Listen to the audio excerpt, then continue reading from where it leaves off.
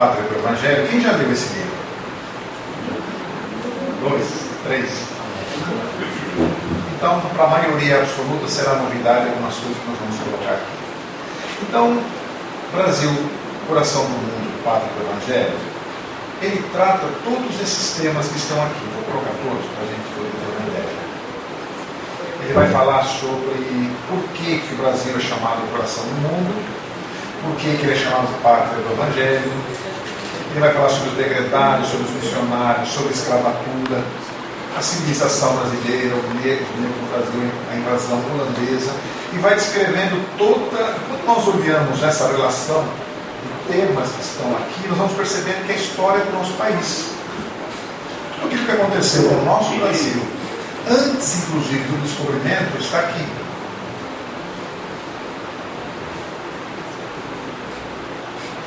Evidentemente que nós não temos tempo para falar de todos esses temas aqui, porque nós precisaríamos aqui pelo menos umas 10 horas de curso, umas 10 horas de reflexões a respeito, né? Então, para que a gente possa, lembre-se que nós estamos fazendo uma análise comparada com transição planetária, Brasil, coração do mundo, né? Então nós vamos trabalhar esses temas que estão aqui, o prefácio, o esclarecimento, o coração do mundo, os degredados e a obra de Ismael. Todo mundo sabe quem é Ismael? Ele é o responsável pelo Brasil. É responsável. É o espírito responsável pelo Brasil. Tá? Então vamos lá, Emmanuel faz então esse prefácio. Ele diz que o livro foi escrito com autorização superior.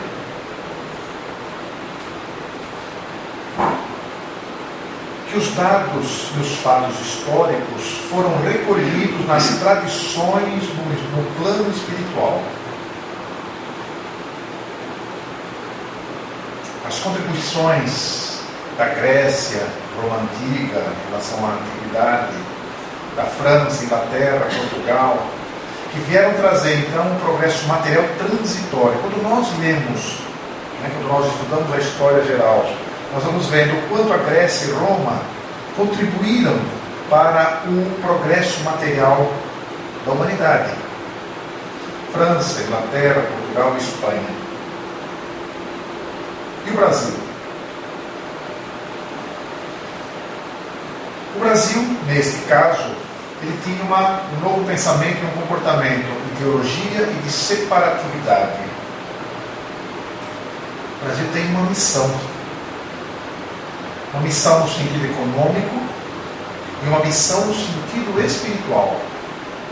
Então, quando nós lemos, alguns de nós que já lemos, ou aqueles que vão ler esse livro, poderão achar que Brasil, coração do mundo, Pátria do Evangelho, é o que a espiritualidade prevê para o Brasil como uma grande potência bélica, que vai se impor ao mundo pela força. Não é nada disso. Quando eu coloco então que nós temos nossa missão tem dois grandes sentidos. O primeiro, o sentido econômico, suprir as necessidades materiais dos povos mais pobres, alimentos. E no sentido espiritual, disponibilizar uma crença consoladora, a fé raciocinada. Qual é a fé raciocinada? Espiritismo. O Espiritismo porque abriga no seu seio, e aqui é uma informação que a gente tem em vários livros, nós que militamos no movimento espírita, que temos alguma responsabilidade de atividades no comando de uma área, no comando de uma atividade. Nós somos espíritos que já falimos em outras religiões. Então é uma oportunidade que Deus nos está nos dando agora, novamente, através de uma fé raciocinada, e nós nos modificarmos.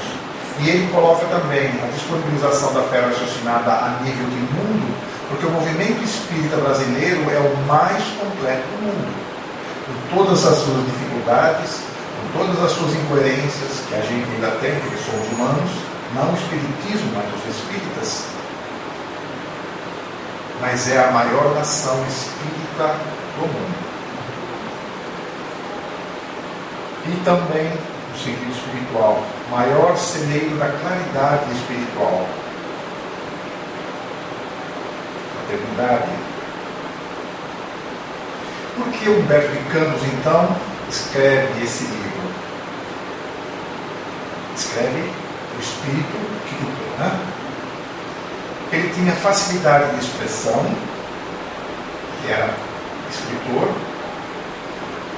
ele tinha uma grande sintonia vibratória com quem foi que escreveu o livro? Chico.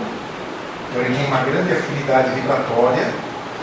E é interessante essa observação, porque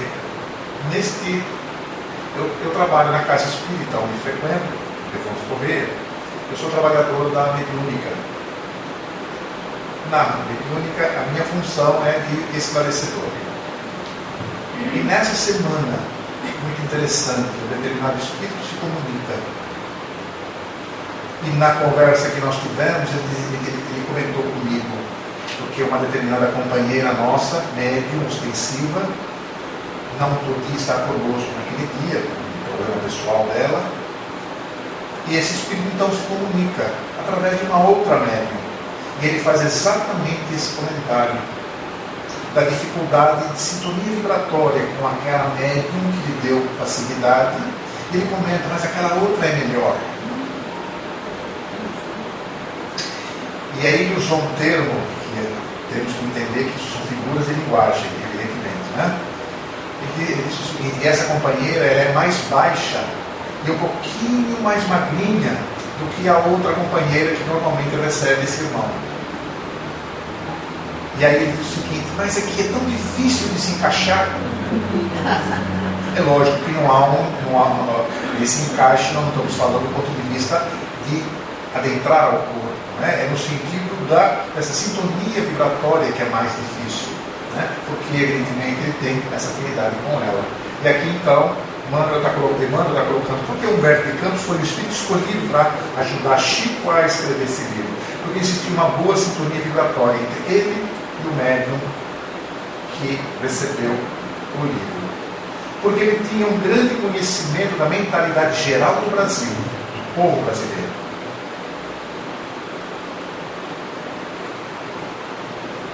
Ele tinha sido então Humberto de Campos, naturalista, cientista, geólogo e artista, que trabalhou os tesouros do solo, a fauna, a flora, a temperatura solar. Está descrevendo aqui o Brasil, né? Como é que é esse país que Humberto de Campos enxergava na nossa nação?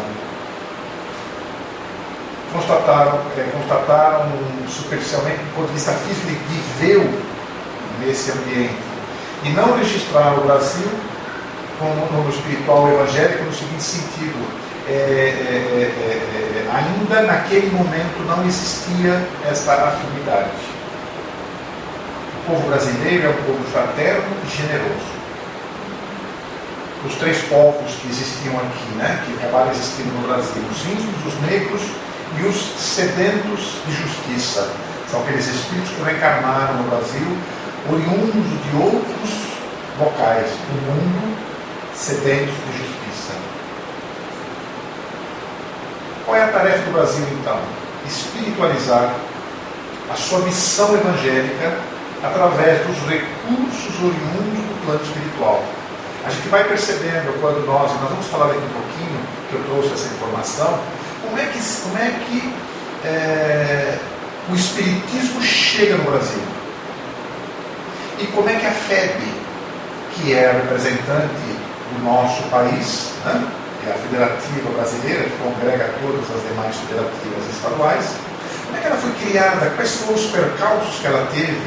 E é muito interessante que nós vamos ver que a espiritualidade inferior trabalhou muito tempo para que isso não acontecesse. E dizendo também que a responsabilidade desta tarefa, Brasil, coração do mundo, pátria do Evangelho, era uma responsabilidade de Ismael, que recebeu diretamente de Jesus.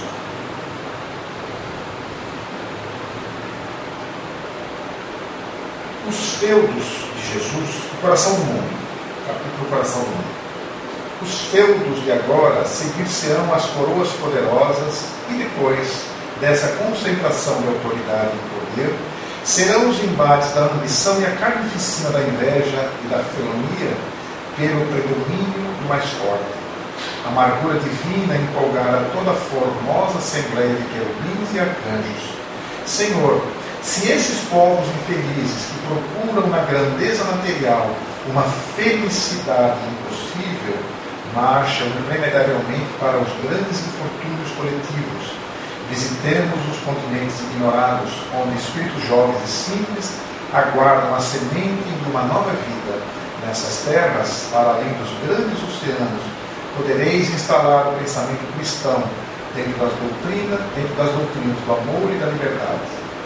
E a caravana fulgurante, deixando um rastro de luz na imensidade dos espaços, encaminhou-se ao continente que seria mais tarde o mundo americano, América.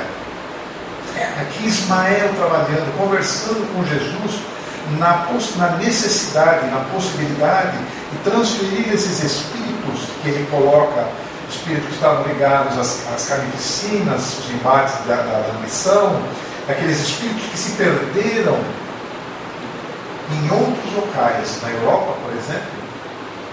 Então, muitos desses espíritos que lá tiveram as suas quedas seriam trazidos para o ambiente americano, para o Brasil especificamente, para iniciar então o seu processo de redenção. E aí nós vamos entendendo porque, por exemplo, o nosso povo é uma grande miscigenação. E felizmente nós não temos grandes problemas. Às vezes um ou outro levanta a ideia de separatismo, mas o nosso país, o que se fala no norte, se entende no sul. Lógico, uma palavra ou outra, um sotaque diferente, mas nós nos fazemos entender. Existem países na Europa que é do tamanho do estado do Rio de Janeiro, em que os diversos rincões daquele país não se entendem, porque tem seus dialetos que são diferentes. E no nosso país nós temos essa aventura de nós podermos andar no Brasil inteiro e sermos entendidos em qualquer local. Como eu disse, lógico, uma palavra ou outra, né? Sentidos diferentes, mas a gente se entende como um todo. Na presença do Cordeiro de Jesus, as maravilhas daquela terra nova, que seria mais tarde o Brasil, desenhou-se no firmamento o formato de estrelas rutilantes no jardim das constelações de Deus, o mais imponente de todos os símbolos. Que símbolo que é esse? O cruzeiro, que é uma cruz. E mais tarde, ordenarei a reencarnação de muitos espíritos já purificados no sentimento da humildade e da mansidão entre as raças oprimidas e sofredoras das regiões africanas, para formarmos o pedestal de solidariedade do povo fraterno, que aqui florescerá no futuro, a fim de exaltar o meu Evangelho. Quem é que está falando? Jesus. É Jesus falando. Nos séculos gloriosos do porvir, aqui Eliu, sob a luz misericordiosa das estrelas da cruz, ficará localizado o coração do mundo. Foi por isso que o Brasil, onde confraternizam hoje todos os povos da terra e onde será modelada a obra imortal do Evangelho do Cristo, a forma geográfica do coração do mundo. Se nós olharmos o contorno do nosso país, ele tem o contorno do coração. E nós, apesar de algumas situações de separatismo que nós tivemos em alguns momentos no nosso país, ele não se concretizou. Ela não se concretizou, não é da separação. Os degredados. Ismael recebe a missão diretamente de Jesus. Ismael manda o meu coração, que doravante sejas o zelador dos patrimônios imortais que constituem a terra do cruzeiro. Jesus dando a missão a Ismael. recebe-a nos teus braços, e trabalhador devotado na minha seara, como a recebi no coração, obedecendo às sagradas inspirações do nosso Pai, reúne as incansáveis falanges do infinito, que cooperam nos ideais sacrossantos de minha doutrina, e inicia desde já a construção da pátria do meu ensinamento. Para aí transplantei o coração da minha misericórdia, e espero que a cultives com a tua abnegação e com o teu sublime heroísmo. Ela será a doce paisagem dilatada do Tiberíades, que os homens aniquilaram na sua voracidade de carnificina. O que é que Cristo está se referindo aqui? Ele está se referindo das deturpações que o seu Evangelho foi tendo ao longo dos tempos, em função da ambição do homem, do desejo do poder. Alguém já leu um livro chamado Esquina de Pedra? Quem não leu, leia. Vale a pena. Só hoje aqui já devo ter sugerido uma meia dúzia de livros, né? Esse Esquina de Pedra é um livro muito interessante, porque é um livro que descreve o cristianismo no século III. Por que século III? Porque no século III é quando Justiniano, que era o imperador romano do Ocidente, do Oriente, tem a religião cristã como religião de Estado. E ele percebe que a maneira, e ele fez isso porque ele acreditava em Jesus, porque ele estava convencido dos ensinamentos do Cristo, simplesmente porque ele percebeu que a religião era um dos pontos que uniam as pessoas. E ele então implanta no Império Romano do Oriente o cristianismo. E é interessante porque o livro vai mostrando a modificação que começa a haver do cristianismo primitivo para aquilo que se estrutura no futuro como a religião católica. Porque ele vai mostrando como é que, na verdade, a história se passa num vilarejo, numa cidadezinha muito pequena, longe do centro do poder, em que lá a prática ainda era do cristianismo primitivo, onde não existia o sacerdote, onde não existia aquele que chamava para si a responsabilidade da condução espiritual dos trabalhadores, aonde as pessoas que tinham informação, que tinham entendimento, dividiam o seu conhecimento com a comunidade, com as igrejas. E principalmente não existia a hierarquia. Então, nesse movimento de juntar as pessoas para que elas ficassem submissas pela religião, começa a se criar então uma estrutura administrativa e religiosa para que possa haver esse controle.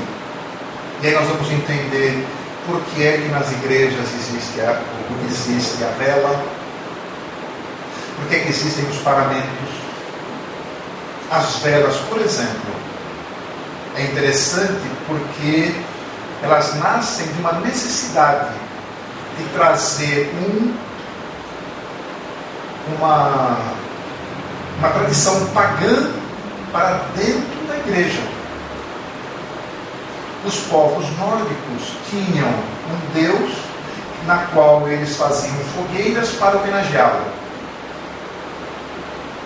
Como é que eu vou trazer uma fogueira para dentro de um local fechado? Simbolicamente trouxer uma vela. E aí esse livro é interessante, ele vai mostrando exatamente essa deturpação da religião pelo poder. Nós vamos vendo a deturpação dos ensinos do Cristo na Inquisição, nas Cruzadas. As Cruzadas eram um movimento militar dos reis da Europa para libertar o túmulo de Jesus daqueles infiéis? Não. Eles precisavam de dinheiro para dar condições aos seus exércitos. E eles iam buscar essas riquezas lá do outro lado do mundo. Tanto é que, quando os habitantes daquela região começaram a perceber isso, quando chegavam os cruzados, eles incluíam os seus bens, anéis, joias. E os cruzados, quando começaram a perceber isso, o que eles faziam? Chegavam nas aldeias, a primeira coisa que faziam, cortavam o estômago para ver se eles tinham engolido estes bens. E nós estamos falando desses seres que foram lá em nome do Cristo. E aí eu pergunto, um espírito que vivenciou essa realidade, aceita Jesus? Na nossa mediúnica nós recebemos um espírito, algum tempo atrás, oriundo desta condição. Só que ele, na verdade, não era dos cruzados, ele era da Inquisição. E a conversa que nós estávamos tendo, o diálogo que nós estávamos tendo, a gente menciona Jesus, a sua bondade, né? E ele me disse assim: Jesus? Que Jesus? Esse que você invoca como Jesus foi o causador da desgraça na minha família. Eu perdi a minha mulher e os meus filhos. E você vem me dizer que ele hoje é bom? Evidentemente que nós estamos conversando, né? Mostrando para ele uma série de argumentos que ele foi percebendo. Mas ele só se convence a hora que o grande amor da vida dele se apresenta, que já tinha perdoado aqueles que tinham praticado aqueles atos. E ele, então, a partir daí, ele se desmonta e a partir daí ele é atendido, né, por aquele processo de recuperação que a gente lê nos livros, quando se descreve esse processo, essa relação com o espiritual, quando eles são atendidos nas reuniões mediúnicas. Então nós vamos percebendo que tudo isso que está sendo colocado aqui foram deturpações que foram acontecendo ao longo das existências. A mensagem do Cristo foi deturpada em função dos interesses pessoais. Alguém já se perguntou por que a igreja... E aqui, por favor, não entendam como uma crítica.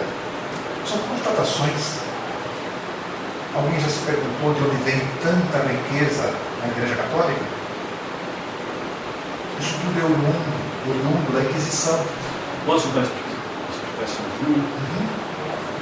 Na minha cidade, que eu estou atualmente, eu fui coordenador da campanha da fraternidade e repartiu o pão.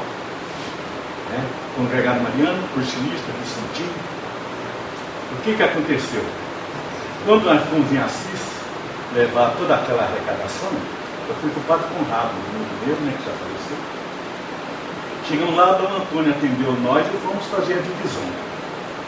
Então ele separou 20% para a paróquia, mas tinha trabalhado tanto, com faixa, com tudo aquelas coisas, que o Padre Conrado estava esperando um pouquinho de dinheirinho a mais, que ia precisar lá na igreja.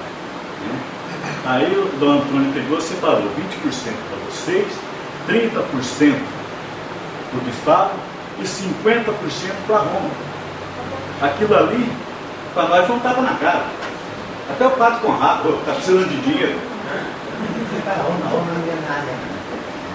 Tudo bem, aconteceu, nós ficamos decepcionados. E depois, hoje, um rapaz que é espírita, que trabalha aqui no meu meio, na quarta-feira, ele foi também, estudou para padre, foi coordenador da campanha da fraternidade, ele é do grupo de quarta-feira aqui, doutrinador.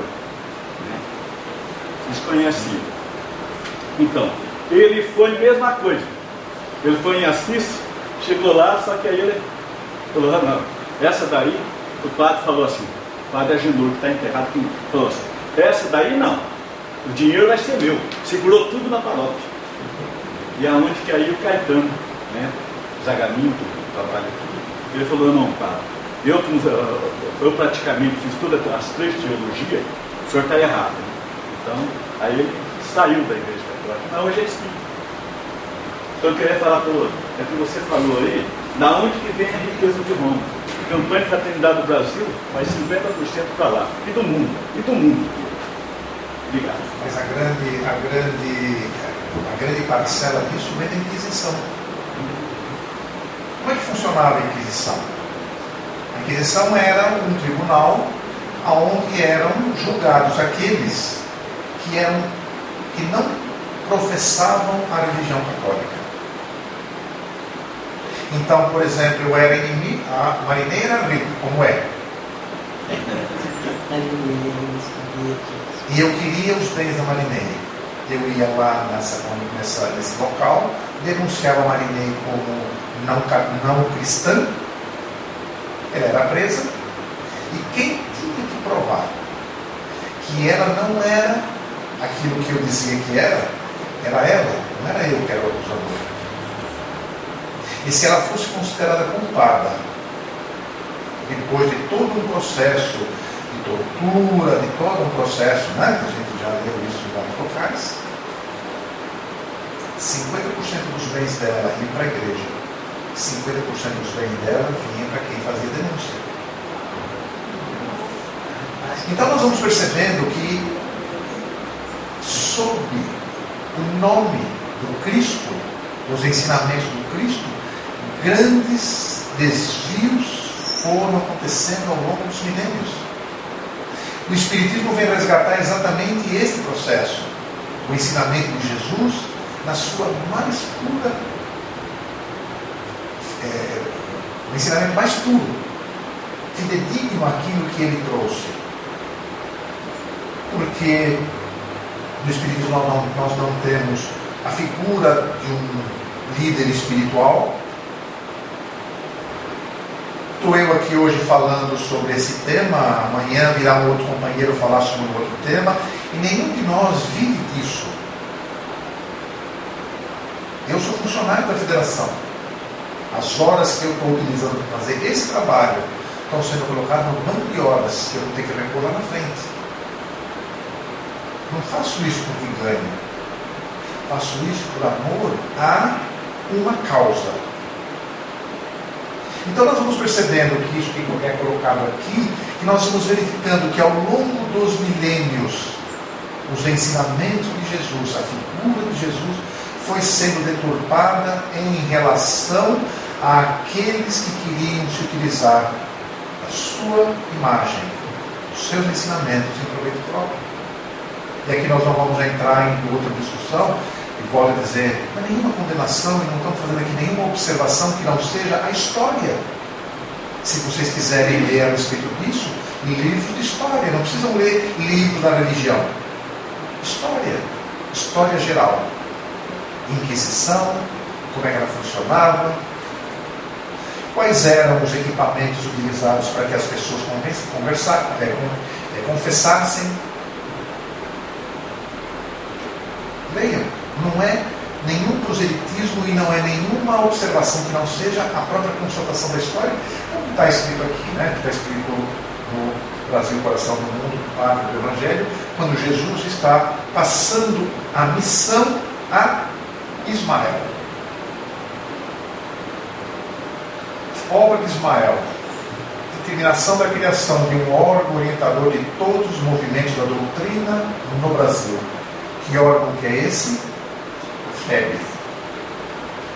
Em 1873 foi criada aqui a história conturbada da FEB no seu início. Em 1873. 1857 nós tivemos o lançamento do Livro dos Espíritos, certo? 18 de abril de 1857. Até 1869, Kardec vai lançar toda a obra da codificação, vai lançar todos os exemplares da revista espírita, vai dar toda a base da doutrina espírita para que nós pudéssemos depois seguir os seus passos, né? Então, em 1873 é criado no Rio de Janeiro um grupo chamado Confúcio, e as trevas atacam. Como é que eles conseguem isso? através da vaidade e fraqueza. Esse grupo dura apenas 3 anos. E uma coisa que é muito interessante, que nós espíritas, temos que tomar muito cuidado. Transição Planetária é o primeiro livro de uma trilogia. Transição Planetária é o primeiro, que vai dizendo então de como o mundo, como é que as luzes estão sendo atacadas. Esta casa é uma luz no mundo espiritual. Como um determinado espírito que aparece, que se comunicou um dia na nossa figura e que disse: esta casa, de Afonso Correia, que estava lá falando sobre isso, é um farol na escuridão, em que aqueles espíritos que estão perdidos, estão desnorteados, vêm ao longe e se dirigem para a luz para que possam ser atendidos. E aqueles que querem continuar sufocando, mantendo sob seus grilhões, espíritos que querem se libertar, vão fazer o quê? Vão querer apagar estas luzes. E então, em Amanhecer de uma Nova Era, que é o segundo livro dessa trilogia, Manuel Filomeno de Miranda está trabalhando quais são os problemas que estão acontecendo nas casas espíritas em função desta realidade. E o terceiro livro, Perturbações Espirituais, Manuel Filomeno de Miranda explica como é que as trevas estão trabalhando para que estas luzes sejam apagadas. Eles estão estudando a doutrina espírita, entrando nas casas espíritas e deturpando o espiritismo. Como? Identificando quais são as nossas fraquezas. Identificam quais são as nossas fraquezas e vão trabalhar nas nossas fraquezas. Existem casos que estão descritos ali em Perturbações Espirituais que são exatamente isso. Estão aprendendo o espiritismo para, através do conhecimento da doutrina, deturparem. Por isso que, no nosso caso, na federação, nós temos tomado muito cuidado. Nós tomamos muito cuidado com os livros que nós colocamos à disposição. Nós somos reconhecidos no Brasil, e aí é uma responsabilidade, não é orgulho, é a responsabilidade como a federativa que tem, não só nós, Rio Grande do Sul, Goiás, como as federativas que mais se preocupam com os livros que são disponibilizados para o movimento espírita. E entendam isso não como um index prohibitorum, ou seja, esse livro está proibido. Nós não fazemos isso. Nós lemos o livro e aprovamos ou não aprovamos. Os reprovados, se você quiser ler, leia. Você tem a liberdade de ler. Mas você não vai encontrar este livro nos livros disponíveis na Livraria do Espírita. Por isso que a gente tem trabalhado muito nas casas espíritas para que os livros sejam livros que sofreram algum crivo. Eu vou falar uma coisa para vocês que fique só de nós que estamos aqui. Nós recebemos uma informação. Nós não recebemos o livro, mas uma informação de uma companheira do trabalho do movimento espírita muito importante. Um livro sendo editado em São Paulo, O Espírito de Allan Kardec, revendo o Livro dos Espíritos.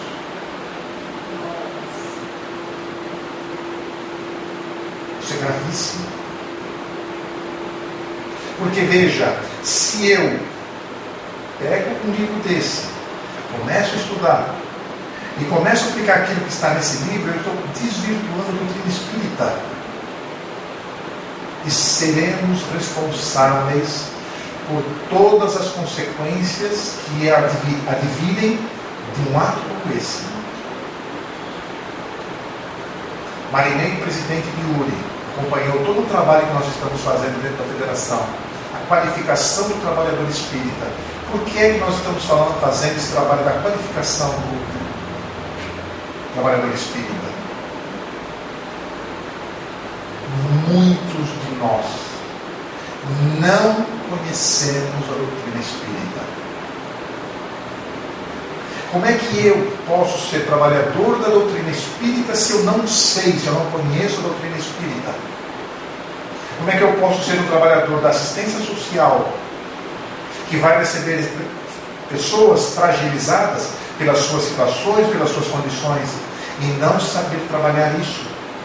Como é que eu vou receber na minha casa espírita pessoas com seus desequilíbrios, com seus problemas, no atendimento fraterno, se eu não conheço a doutrina espírita? É uma grande responsabilidade que nós temos. As casas espíritas têm uma responsabilidade enorme. Dimensões espirituais da casa espírita. Alguém já leu esse livro? Sueli Caldas Schubert? Nós lemos que nós estudamos, né? Alguém já leu esse livro? Leia. Vale a pena. Porque Sueli Caldas Schubert vai trabalhar a responsabilidade da criação de uma casa espírita. Consequências, responsabilidades, benefícios. E ela coloca num dos capítulos do livro: a casa espírita, quando ela é criada, ela não é criada no mundo físico, ela é criada no mundo espiritual. Lá ela é criada, depois ela é transferida para cá. Os espíritos reencarnam e trazem aquela ideia, porque aqueles que serão os dirigentes da casa também fazem parte desse processo e reencarnam com essa responsabilidade. Então nós vamos vendo a grande responsabilidade que é nós termos o Evangelho de Jesus, o trabalho do Evangelho de Jesus nas nossas casas, e a responsabilidade que nós temos quando nós não fazemos bem a nossa tarefa. Esse é o motivo pelo qual a gente encontra, em nível de Estado, práticas espíritas, entre aspas, que nada tem a ver com o espiritismo.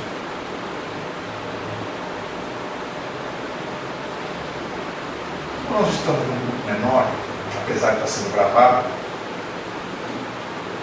Alguém já leu um livro chamado Violetas na Janela? Vocês encontraram ali um erro doutrinário? Sim ou não? Ali tem um erro doutrinário crasso. Porque a moça que desencarnou, ela foi para o plano espiritual e ela está sendo atendida no ambiente. E ela faz o seguinte comentário, dizendo que ela está sendo bem tratada, porque ela tinha sido filha de um dirigente de uma casa espírita. Tem erro doutrinário nisso? Crasso.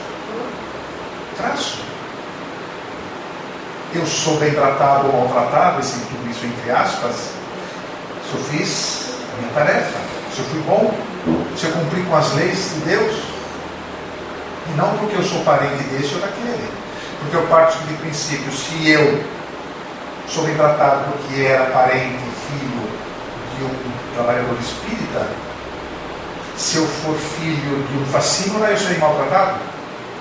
Não é coerente. Doutrinariamente falando, isso é errado. Então esse é o cuidado que nós temos que ter quando nós lemos livros que não passaram por esse crivo. Nós que conhecemos, nós que estudamos a doutrina espírita, podemos ler, porque a gente consegue identificar onde é que estão os problemas. Mas e aqueles que não conseguem? Que vão, a partir desse momento, começar a tirar as suas conclusões e pautar a sua existência em função daquelas informações. Nós estaremos desvirtuando a nossa doutrina. Então, o Grupo Confúcio dura apenas 3 anos. Em 1876 é criada a Sociedade de Estudos Espíritas Deus, Cristo e Caridade, coordenada por Francisco Leite de Bittencourt Sampaio. Em 1878, a Ação das Trevas um médium que lá trabalhava, dissemina discórdia e em certas atividades, mais 2 anos. 1880, Sociedade Espírita Fraternidade, 1883, Augusto Elias da Silva lança O Reformador, que traz polêmicas estéreis, que não contribuem absolutamente nada com a doutrina. Ainda, 1883, Bezerra vai à FEB e começa lá então o seu trabalho. E aí escreve então Inverno de Campos. A esse tempo, os emissários do alto prescrevem categoricamente aos seus camaradas do mundo intangível: chamem agora Bezerra de Menezes ao seu apostolado. Elias bate então a porta generosa do mestre venerável, o que não era preciso, porque seu grande coração já se encontrava a postos no sagrado serviço da seara de Jesus na face da terra. Bezerra de Menezes traz consigo a palma da harmonia, serenando todos os conflitos, estabelece a prudência e a discrição entre os temperamentos mais veementes e combativos. A obra de Ismael, no que se referia às luzes sublimes do Consolador, estava definitivamente instalada na pátria do Cruzeiro, apesar da precariedade do concurso dos homens. As divergências foram atenuadas para que a tranquilidade voltasse a todos os centros de experimentação e de estudos. Estamos já indo para o final das nossas reflexões. Primeira delas, as atitudes das nações coletivas não diferem das atitudes individuais do indivíduo, nas suas provas coletivas e individuais. Existem expiações coletivas em termos de países, e existem expiações coletivas em termos de indivíduos. O tsunami foi uma, a situação que o nosso país vive é outra. Nós ainda temos compromissos que estamos devolvendo a lei que nós retiramos de guerra do Paraguai, escravatura e outras coisas que nós andamos praticando como nação. O processo evolutivo, planeta, nações e indivíduos, eles são interligados. A partir do momento que o indivíduo se melhora, ele melhora a sua nação e vai fazer com que isso melhore o planeta. A transição planetária não ocorrerá assim. Não ocorrerá por um passe de mágica. Ocorrerá pela transformação do indivíduo. Eu melhoro meu mundo íntimo. Meu mundo íntimo estando melhor, eu começo a servir de exemplo para que estão ao meu redor. Aqueles que estão ao meu redor também se modificam e nós vamos ampliando isso até o nível de todo um país e todo um planeta. E isso está acontecendo já, quando nós temos transição planetária. A transição planetária já está em andamento, né? Planeta e pessoas. O globo e tudo que está sobre ele está subordinado à lei do progresso. A lei do progresso é inexorável. Nós não conseguimos barrá-la. Ela acontece. Por isso que Manuel Filomeno de Miranda em Transição Planetária coloca no seu, como eu disse, na minha opinião, são 3 partes. Na primeira parte que ele está fazendo o prefácio do livro, ele está contando ali uma série de informações, passando uma série de informações. Ele diz com todas as letras: os espíritos que reencarnam na Terra estão tendo as últimas oportunidades e que quando desencarnarem na sua próxima reencarnação, possivelmente não reencarnarão mais na Terra, que não cabe mais lugar para esses espíritos. Então nós percebemos neste momento da nossa realidade mundo, nós vemos que quantos espíritos que são cruéis que estão reencarnando, que estão tendo as últimas oportunidades. Quando retornarem ao mundo espiritual, retornando à carne, possivelmente não virão mais para esse planeta, irão para um planeta adequado à sua condição. vide a caminho da luz.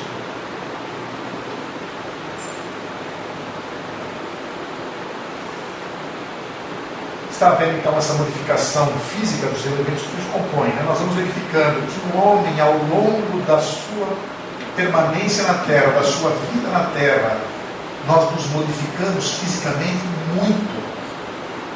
Mantemos evidentemente uma forma geral, mas se nós olharmos através dos estudos da paleontologia, dos cientistas sociais que mostram como era o homem nas cavernas, a sua figura física, quanto nós já nos modificamos, quanto já o planeta como um todo já se modificou.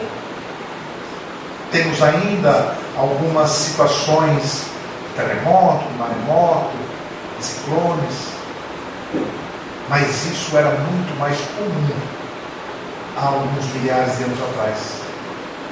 Então o planeta está se acomodando para receber o espírito já de uma outra classe espiritual. Moralmente, nós já dissemos bastante. Progressão se dará também sempre em duas vias, lenta e gradual, ou, em algumas situações, mudanças bruscas. Por exemplo, um evento em que desencarnam 300.000 pessoas.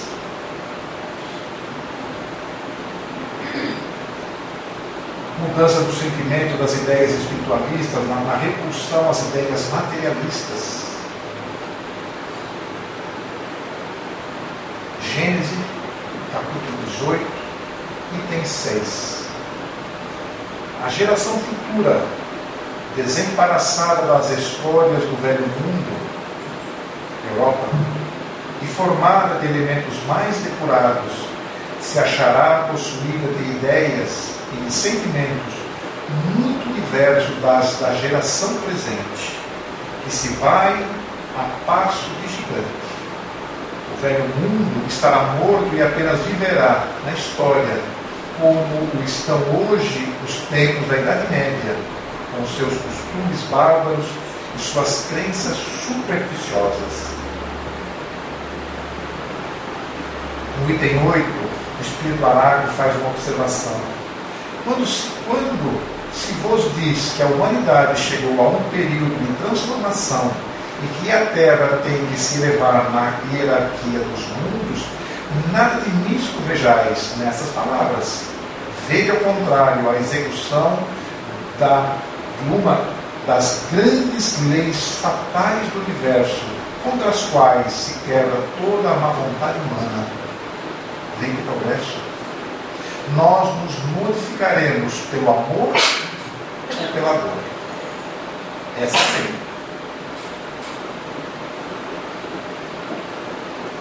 A época atual, no item 28 do capítulo 18 da Gênesis, a época atual é de transição.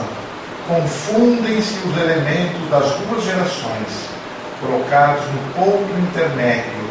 Assistimos a partida de uma e a chegada da outra, já se assinalando cada uma no mundo pelos caracteres que lhes são peculiares. Acredito que nestas 3 horas que estivemos juntos, 3 horas e pouquinho, 2 horas e alguma coisa, que possamos ter tido oportunidade de refletirmos sobre essas verdades que nos foram trazidas. Isso tudo que foi comentado aqui estão em 3 livros, em 4 livros melhor.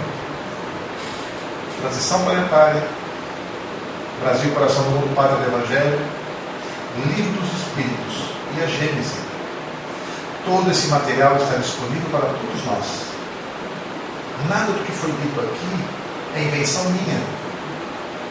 Posso não ter sido o melhor mensageiro, mas tenho certeza que tudo isso que está ali estão nesses 4 livros que eu comentei.